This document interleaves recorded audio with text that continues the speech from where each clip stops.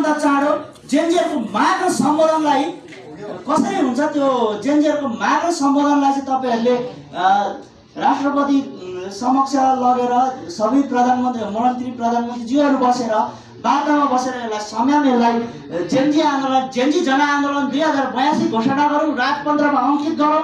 अति 45 जनाको शहीदहरूको नाम आएको छ, त्यसमा अरू थुप्रै नामहरू छुटे हैन। त्यहाँ पनि फेरि विचार विमर्श गरौँ यो विषयमा पनि।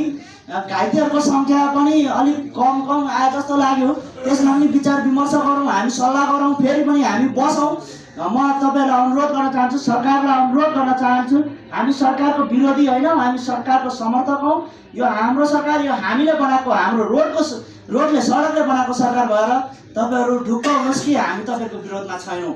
अर्को कुरा, अब धेरैले भन्नुहुन्छ होइन यो छ त्यो छ भन्नुहुन्छ, म यहाँबाट मैले पटक भन्ने गर्छु, हामीसँग यो सरकारलाई दिनुपर्ने, यो सरकारले गर्ने समस्याको समाधानहरू हामीसँग छ। यो देशलाई अहिले कसरी निकास दिन सकिन्छ? देशमा चुनाव लागिरहेछ, अब फागुन 21 गते चुनाव छ, यही तरिकामा त चुनाव हुँदैन।